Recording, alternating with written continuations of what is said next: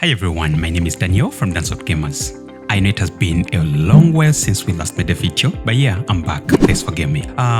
Sometime back, we looked at this product, the MI TV stick. We looked at the different uses that it has and how it transforms your TV, any kind of TV, into a smart TV by just plugging this thing in and then with the remote control. For those of you who would like to look at the video again, use the link that's right here. Here. Yeah, that one. So today I want us to look at a different product, and that's it's almost the same as the TV stick, though this one is a little better. So this is the Android TV box. There have been so many TV boxes that we've had or people have seen on the market, but they've not exactly matched up to what people want mostly. So for this video, I want us to look at this product and review it. Like look at the things that it can do and what you can do with it. If you look closely, it has the same remote control as the one before, but this one is a box.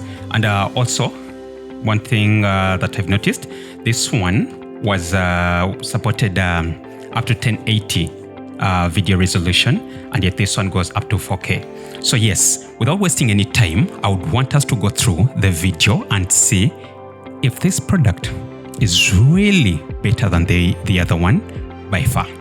So let's dive into it. So from the box, let's look at the features that are written on the box. So we know that inside there's the box itself, the Android box, the remote, the steps.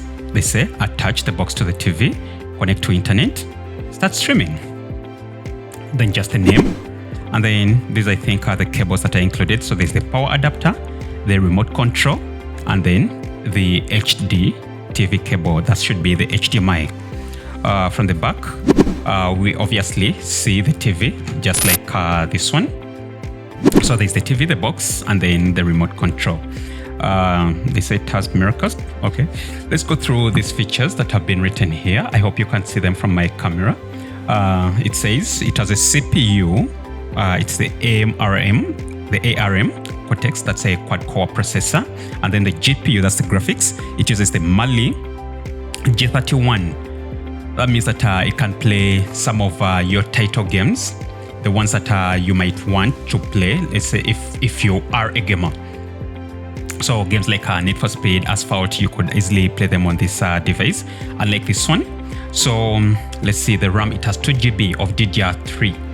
And then the storage, it has 16 GB of the eMMC. That's a high-speed storage. And the Wi-Fi, it has the 2.4 band and the 5.8 gigahertz band. It has the inbuilt Google Assistant. For those of you who don't know Google Assistant, I'll be so glad to show you how that works. And also, it has the inbuilt Netflix. That means that you don't have to struggle looking for Netflix, the application to install it. And what you should note is that this device comes with the official Android, so you don't have to get that old Netflix application that most unofficial Android TV boxes come with. With this one, you get the official Android. That's the same as this one on this. So it also includes a remote controller that's Bluetooth. So we shall go right in. I'm not going to waste any time. Let's see what's inside this box. So at first open, we have this. This should be the should I wait? Should I open it now? Let me open it. This is the box itself. It's tiny. It's not that big compared to most of the TV boxes that I've seen. It is this big. It is this big. It's not so big. So I'll put it aside and then I'll go deep inside. This is the remote control. It looks exactly like the one of the MI TV stick. But the difference that I see with this one, it has, I don't know if you can see it, but it has a mouse controller. That means that unlike this one, which just had the back, the application, and the main menu, this one has the main menu. It has the mouse. That means that you can use it. You can use the cursor to navigate through the applications, mostly for those people who want to browse the internet.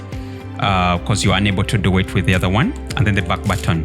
It has a dedicated Netflix button and a YouTube dedicated button. This one had the Prime Video button dedicated, and then the Netflix. I think it's a better thing that it has a dedicated YouTube button, and obviously the voice prompt button. And it's a Bluetooth remote. But I'm explaining the remote so fast before I look at the other things that have been included in the box. So it has the charger or the power adapter. Unlike this one, where you could just use your USB and then plug it in the spare USB port on your TV. This one is powered by an adapter which you have to put in your wall socket. And let's see what else. It has the HDMI. It's not so long, but it's enough for a TV box. And lastly, it has a manual or the user guide, which most times we never look at, ever, but it will give you most of the details that you would need, like the details of the CPU, which is a 64-bit processor, and then the graphics. It has the 10-bit HDR 4K. It's a 4K 60 frames per second decode, and then the HDMI 2.0.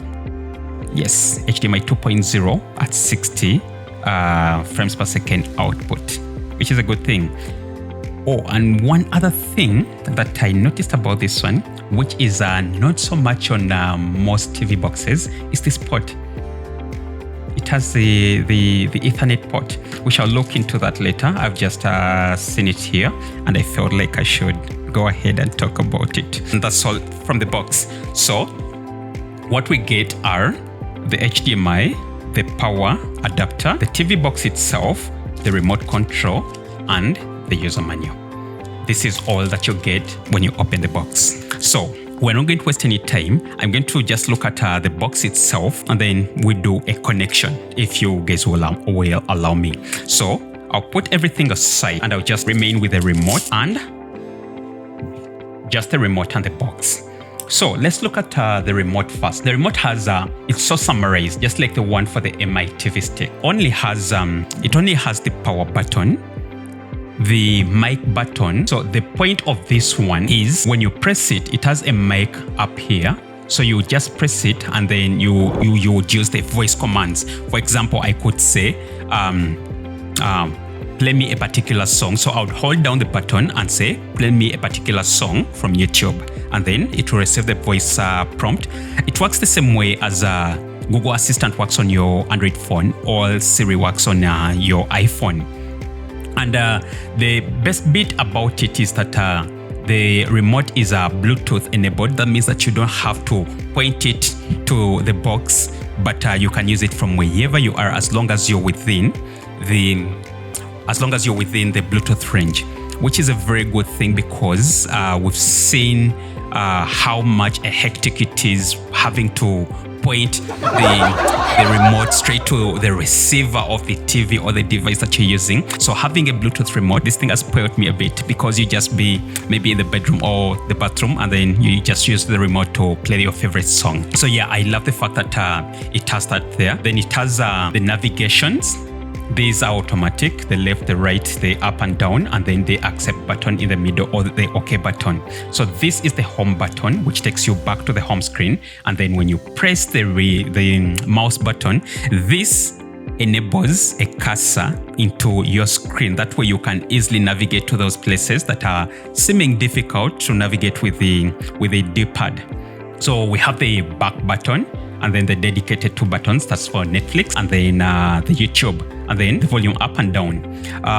It's behind, there's nothing much behind apart from the tray for the batteries, and it uses the the AAA batteries, which are pretty common to get, and they don't come within the package. So that's all with the remote. Let's look at the box itself. It has a sleek design. This is like a matte finish with some glossy lines. I don't know whether you can see those, but it looks clean and good. From the side, these 2 sides, there is nothing. It's only glossy and shiny.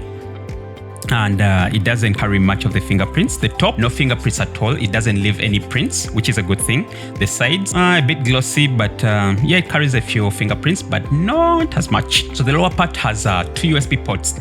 Now I've tested these ports and they can carry a hard disk. Yeah, I've tested with a 500 GB hard drive. So if you have like your movies, you can easily just plug into this thing, and then they will play direct without you having to convert it to FAT32. It will play from any hard disk with any format. So yeah, that's with the USBs. So you can use the USBs to install applications like APKs that you've downloaded from your computer straight into the box. Remember, we said it has a 16 GB, and then you can use an external hard drive or a flash disk to use it as backup, maybe for your movies and music. The other side of it has let's see, the power port. This is where you put the adapter into, and then you plug into the wall socket. So I've loved the fact that they put a dedicated Ethernet port.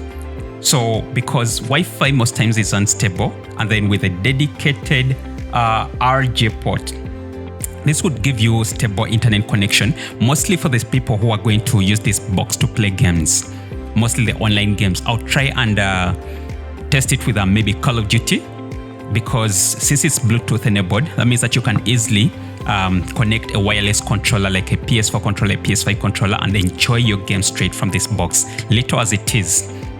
So the fact that it has a dedicated port for the internet, that's a plus for it. And then it has the HDMI port, which we've learned that it uses the HDMI 2.0, which enables the 4K. Most of the HDMIs that we have only support 1080, but the HDMI 2.0 will support the full resolutions of 4K. So the other port is the AV port. Now this one is for the old TVs. In case you don't have an HDMI port on your machine, then you can use this to connect maybe the banana pins. That's all with the connection. So we've looked at the AV connection, the HDMI connection, the Ethernet connection, the power connection, and then 2 dedicated USBs. The back of it only has the vents to dispense off the heat that is created. We shall test its heat and see how much it can hold. So that's all with the box. The next thing that I'm going to do is look at the connection to the TV. And I'm not going to waste any time with that. I'm just going to use this very cable that has come with the charger. I mean, with the box. I'll plug it straight into my extension and then plug it into the port here. What changes? Yeah, it switches on. It has a light inside that you can view from the top. It's not so strong, so I don't think it would affect your eyes if set somewhere. Let me see. So that's how it would look, but from the top, it's yeah, it's not that much. And also from the bottom, you can see it, but it's not that much. So I believe it has booted up. Let me see. Do I have an HDMI? Yes.